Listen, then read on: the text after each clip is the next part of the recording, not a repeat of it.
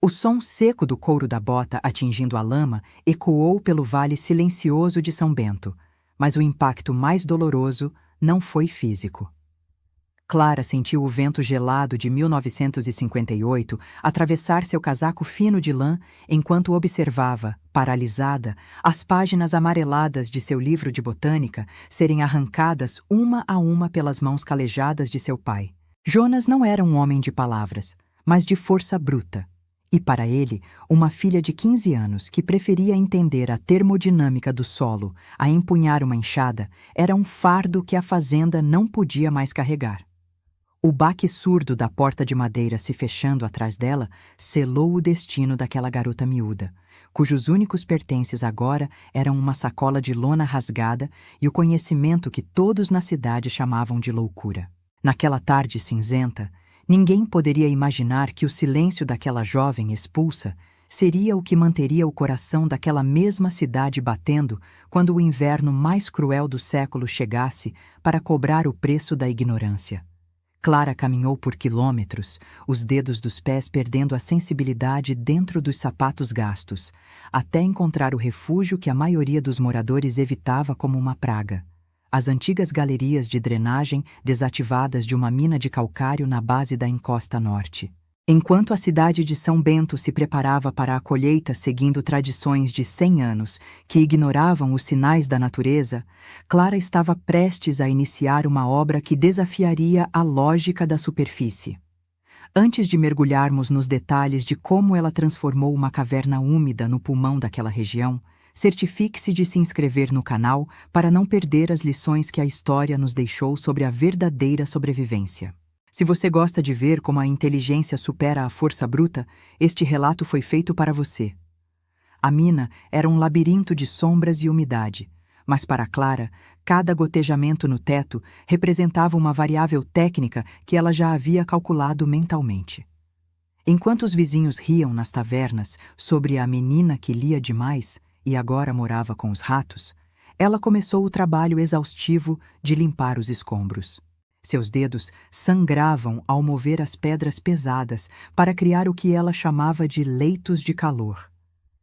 Ela não estava apenas limpando um abrigo, estava projetando um sistema de circulação de ar que aproveitava a temperatura constante da Terra, cerca de 14 graus Celsius, independentemente do que acontecesse no mundo exterior. Nas primeiras semanas, Clara sobreviveu trocando pequenos serviços de limpeza por restos de comida na periferia, mas seu foco nunca vacilou. Ela começou a coletar cacos de vidro descartados por uma fábrica de garrafas local e pedaços de canos de metal enferrujados. Usando os conceitos de refração solar que aprendeu nos livros confiscados, ela construiu uma clarabóia improvisada em um ponto da encosta onde o sol batia exatamente 6 horas por dia. O que parecia uma pilha de lixo para quem passava por cima era, na verdade, um coletor térmico de alta precisão. O conflito com a cidade se intensificou quando o prefeito, um homem chamado Sr. Arnaldo, decidiu que a mina precisava ser lacrada por questões de segurança pública, movido pelos boatos de que Clara estava realizando rituais estranhos lá dentro. Na verdade, Clara estava apenas carregando baldes de esterco e compostagem orgânica que ela mesma produzia para criar um solo rico em nutrientes dentro da montanha. O fedor da decomposição controlada incomodava os narizes finos da elite local, que não entendia que aquela química básica era a fundação de um milagre. "Você está desperdiçando sua vida entre essas pedras, menina", disse Arnaldo um dia, parando com seu carro de luxo na estrada acima da mina. "Volte para casa, peça perdão ao seu pai e aprenda a lavar uma louça como uma moça decente." Clara apenas o olhou, limpando o suor da testa com o dorso da mão suja de terra, e respondeu com uma voz firme que não condizia com sua idade: "O Senhor olha para o céu e vê Deus. Eu olho para o céu e vejo uma massa de ar frio que vai levar tudo o que o Senhor possui. Quando o dia chegar, não peça para entrar na minha casa." Aquela arrogância juvenil, como o prefeito chamou, foi o assunto das fofocas por meses. Enquanto isso, Clara plantava as primeiras sementes de vegetais resistentes e ervas medicinais que ela havia coletado secretamente nos jardins da cidade antes de ser expulsa. O viveiro subterrâneo começou a tomar forma. As paredes de calcário ajudavam a manter a umidade, e o sistema de espelhos que ela criou com restos de metal polido redirecionava a luz da claraboia para os cantos mais escuros. Era uma maravilha da engenharia rústica, um ecossistema fechado que não dependia das chuvas irregulares ou do sol escaldante que começava a castigar as plantações de café da região. Em meados de 1958, o clima começou a mudar drasticamente. Os meteorologistas da capital falavam em fenômenos isolados, mas Clara via os sinais nos detalhes. As aves migrando semanas antes do tempo, o comportamento errático dos insetos e a queda brusca na pressão atmosférica que sentia em seus próprios ossos. Enquanto os fazendeiros de São Bento celebravam o que parecia ser um outono excepcionalmente quente, Clara trabalhava dobrado, reforçando as entradas do viveiro e estocando o máximo de sementes possível. Ela sabia que o calor anormal era apenas o vácuo que precedia a tempestade. O primeiro golpe veio na madrugada de uma terça-feira de maio. Uma geada negra, algo nunca visto naquela latitude, desceu sobre o vale como um manto de morte silenciosa. Em poucas horas, os campos de café que eram o orgulho da cidade tornaram-se galhos pretos e quebradiços. O gado, pego de surpresa, começou a perecer nos pastos. O pânico se espalhou mais rápido que o gelo. Jonas, o pai de Clara, viu toda a sua riqueza se transformar em cinzas geladas em uma única noite. Enquanto a cidade entrava em colapso e os supermercados ficavam com as prateleiras vazias devido ao bloqueio das estradas pela neve incomum, dentro da mina de calcário, a vida florescia. Clara caminhava entre fileiras de alfaces verdes, tomates vibrantes e brotos de batata, protegida por metros de rocha sólida e pelo sistema térmico que ela construiu com as próprias mãos. O ar ali dentro era doce e úmido, um contraste brutal com o vento cortante que uivava do lado de fora. O gancho da continuidade estava lançado. A cidade que a desprezou estava agora de joelhos, faminta e congelada, enquanto a louca da mina possuía o único oásis de vida num raio de 200 quilômetros. Mas Clara não estava satisfeita apenas em sobreviver. Ela sabia que o verdadeiro teste de seu caráter e da estrutura que construiu estava apenas começando. Se as paredes do viveiro aguentariam a pressão social que estava por vir, era algo que nem mesmo seus livros poderiam prever. Roteiro, parte 2. O som do vento uivando na entrada da mina parecia o lamento de uma fera ferida. Mas dentro da câmara principal, o silêncio era interrompido apenas pelo estalar suave da lenha em um fogão improvisado de pedra. Clara não havia apenas construído um viveiro, ela havia criado um bunker térmico. Enquanto a geada negra de 1958 transformava o solo de São Bento em cimento gelado, ela observava suas mãos. Elas estavam cobertas de calos e cicatrizes de terra, mas eram as únicas mãos na região que ainda seguravam algo verde e vivo. O isolamento total durou 10 dias. 10 dias em que a cidade acima dela mergulhou em um caos silencioso. Sem eletricidade e com os motores dos caminhões de suprimento congelados, o pão sumiu das prateleiras. O gado que sobreviveu à primeira noite estava morrendo de fome, pois o pasto havia se tornado veneno escuro sob o gelo. Foi então que o som mudou. Não era mais o vento. Eram passos. Passos pesados e erráticos sobre os cascalhos da entrada da mina. Clara segurou o cabo de sua enxada, o coração martelando contra as costelas. Pela abertura estreita da galeria, ela viu 3 vultos. Homens envoltos em cobertores sujos, com os rostos queimados pelo frio. À frente deles estava Jonas, seu pai. O homem que a expulsara por ler demais agora parecia uma sombra do gigante que ela temia. Seus olhos, antes cheios de desprezo, agora carregavam o brilho opaco do desespero. Clara! A voz dele saiu como um sussurro rachado. Ele não olhava para a filha, mas para o que estava atrás dela. A luz dos espelhos de metal que ela instalara refletia o verde vibrante das folhas de couve e o vermelho intenso dos tomates que pendiam dos leitos de cultivo. Para homens que não viam cor há mais de uma semana, aquilo parecia uma alucinação. O conflito interno de Clara foi instantâneo. O DNA de sua sobrevivência gritava para que ela fechasse a entrada. Aqueles eram os mesmos homens que riram dela na praça, que chamaram seu conhecimento de bruxaria de papel e que apoiaram sua expulsão.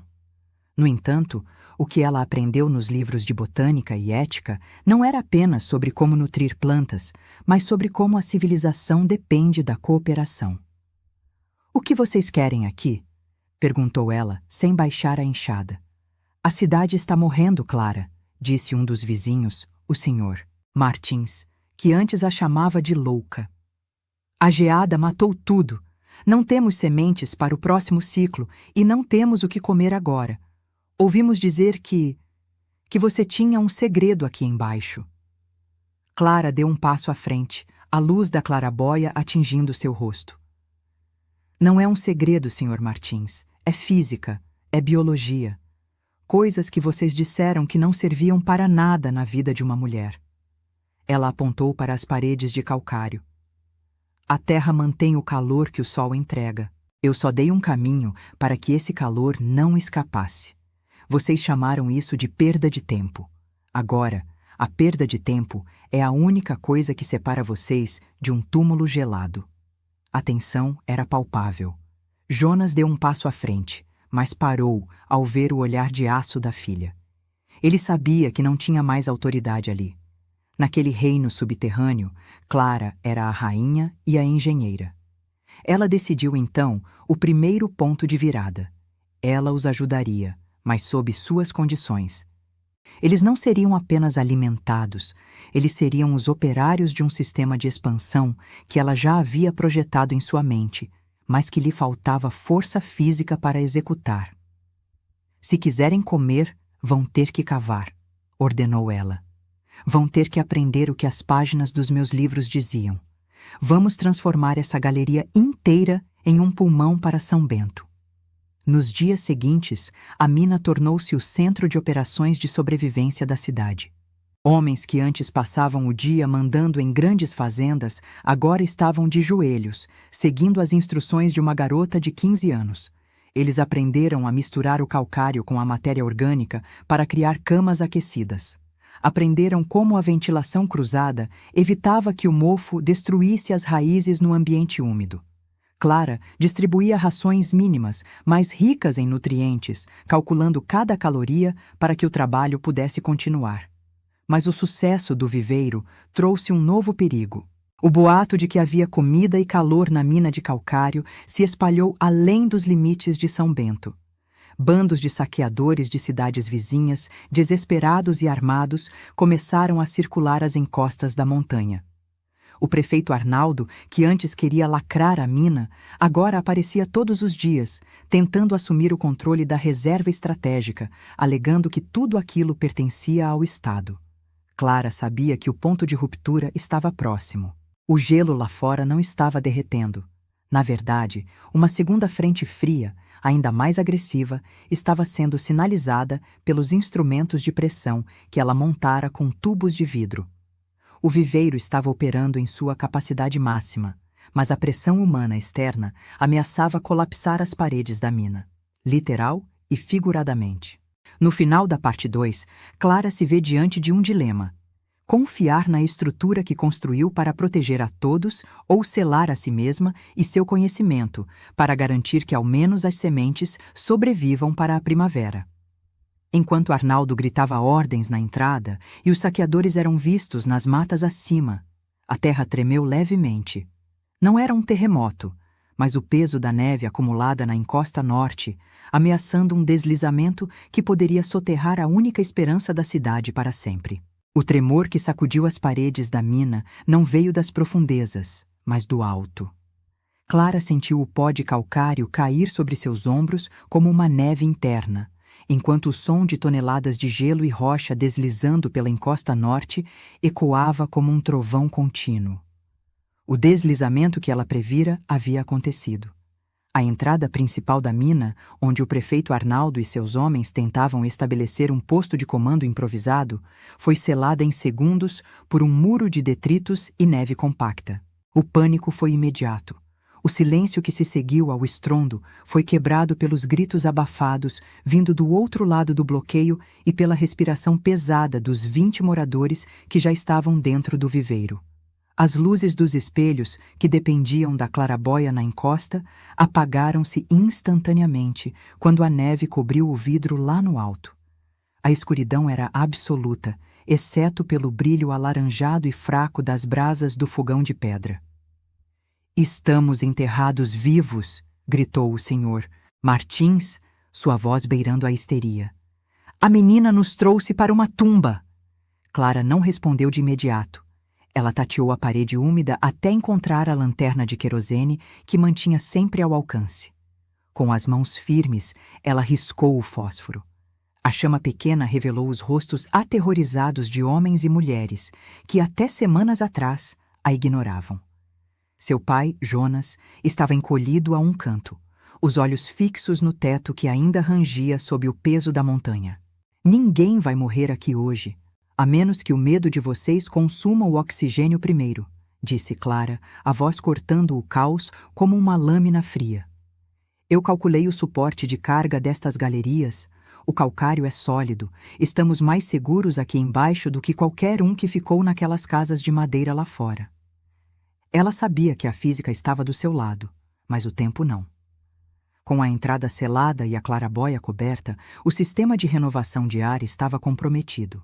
Clara pegou seu livro de anotações, onde havia desenhado o mapa completo das galerias de drenagem da antiga mina. Havia uma saída secundária, um duto de ventilação vertical que subia por dentro da rocha, mas ele estava desativado e provavelmente obstruído por décadas de detritos. "Se quisermos respirar amanhã, precisamos desobstruir o duto de exaustão", ordenou ela, apontando para um túnel estreito e escuro ao fundo. "Senhor Martins, pegue a picareta. Pai, você e os outros vão formar uma fila para passar os baldes de entulho. Agora!" Pela primeira vez em sua vida, Jonas obedeceu à filha sem questionar. O trabalho era brutal. O ar na mina tornava-se cada vez mais pesado e quente, um subproduto do calor corporal de tantas pessoas e das plantas que no escuro paravam de produzir oxigênio e começavam a consumi-lo. Clara monitorava a chama da lanterna. Se ela começasse a ficar azul ou a oscilar, significaria que o oxigênio estava acabando. Enquanto os homens cavavam desesperadamente, as mulheres e os mais velhos cuidavam das plantas. Clara as instruiu a podar certas espécies que liberavam umidade excessiva, tentando manter o equilíbrio do microclima. Ela mesma subiu em uma estrutura de madeira improvisada para tentar limpar a neve da clarabóia por dentro, mas o vidro estava sob 2 metros de gelo. Eles estavam isolados do sol. Horas se passaram. O suor escorria pelos rostos cobertos de fuligem. A cada centímetro conquistado no duto vertical, a esperança oscilava. Foi quando um som metálico ecoou pelo túnel. O Sr. Martins havia atingido algo sólido. Não era pedra, mas uma grade de ferro fundido da antiga estrutura da mina. Estava emperrada por décadas de oxidação e pelo peso da neve acima. "Não consigo mover!" gritou Martins exausto. Clara correu até ele. Ela olhou para a grade e depois para as plantas no viveiro. Ela se lembrou de um parágrafo sobre expansão térmica e alavancagem que havia lido em um de seus livros queimados. Ela instruiu os homens a coletarem as pedras de calcário mais quentes que ficavam ao redor do fogão e a levá-las até a grade. Ao mesmo tempo, ela usou o pouco de vinagre que tinha estocado para corroer a ferrugem nos pontos de articulação. Com um esforço coordenado, usando um trilho de ferro como alavanca e o choque térmico nas juntas da grade, o metal cedeu com um estalo seco. Um sopro de ar gelado e puríssimo desceu pelo duto, apagando a lanterna de Clara. No escuro total, o som daquele ar entrando foi o hino de vitória mais bonito que já ouviram. Mas a alegria durou pouco. Pelo duto de ventilação, agora aberto, Clara ouviu vozes. Não eram os socorristas da cidade.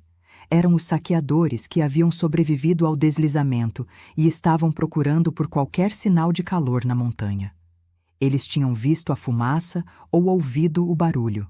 Eles estão lá em cima, sussurrou Jonas, segurando um machado de lenha. E eles têm armas.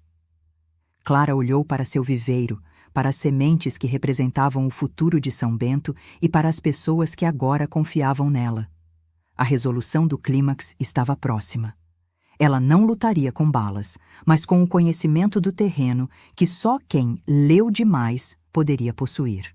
Ela começou a preparar o que chamava de defesa química, usando os compostos de enxofre e calcário da própria mina para criar uma cortina de fumaça que impediria qualquer um de descer sem o equipamento certo. A parte 3 termina com Clara posicionada na base do duto, ouvindo os ganchos de ferro dos saqueadores batendo contra a rocha lá no alto, enquanto ela preparava a mistura que decidiria se o viveiro continuaria sendo um santuário ou se tornaria um campo de batalha. O primeiro saqueador apareceu como uma silhueta distorcida contra a luz pálida do duto de ventilação. Ele era um homem grande, envolto em peles de animais, carregando um pé de cabra que brilhava sob a luz da lua lá no alto. Ele não esperava encontrar resistência. Esperava encontrar apenas um depósito de mantimentos abandonado. Mas, ao atingir o solo da galeria, ele não encontrou silêncio. Encontrou Clara. A garota de 15 anos não recuou. Ela segurava um pulverizador manual que havia adaptado de uma antiga bomba de mina. Dentro, uma mistura de cal virgem e água saturada, capaz de criar uma reação exotérmica e uma fumaça sufocante. Dê mais um passo e você não sairá daqui com os olhos abertos, disse ela, a voz ecoando com uma autoridade que parecia vir das próprias paredes de pedra. O homem riu, um som seco e cruel. Mas, antes que pudesse avançar, Clara acionou o mecanismo. Uma névoa branca e densa preencheu o túnel estreito. O efeito foi imediato. O saqueador começou a tossir violentamente, o calor da reação química irritando seus pulmões e seus olhos. Lá em cima, seus companheiros hesitaram. Eles ouviam os gritos de pânico do líder e o som de Jonas e dos outros moradores batendo ferramentas contra a rocha, criando a ilusão de que havia um exército defendendo o viveiro. O blefe funcionou. O medo do desconhecido e a barreira química de Clara foram suficientes para que os invasores recuassem para a nevasca. O líder, tonto e cego momentaneamente, foi desarmado por Jonas e mantido sob custódia. Naquele momento, o silêncio retornou à mina, mas era um silêncio diferente. Era o silêncio do respeito. Jonas olhou para a filha e, pela primeira vez, não viu uma boca para alimentar, mas a mão que o sustentava. As semanas seguintes foram de uma rotina heróica. Clara racionou cada folha de couve e cada tubérculo. O viveiro tornou-se a prefeitura, o hospital e o mercado da cidade. Quando o degelo finalmente começou, em meados de setembro de 1958, a visão que emergiu debaixo da neve foi de uma São Bento devastada, mas não destruída. Enquanto as outras cidades da região levaram anos para se recuperar, perdendo toda a sua base agrícola, os fazendeiros de São Bento tinham algo que dinheiro nenhum poderia comprar: sementes adaptadas e prontas para o plantio imediato. Clara não cobrou pelas sementes.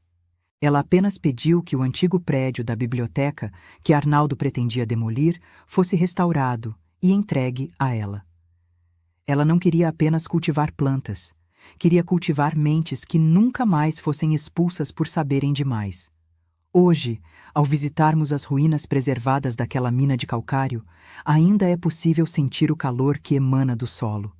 O viveiro subterrâneo de Clara tornou-se um marco da engenharia sustentável muito antes de o termo existir.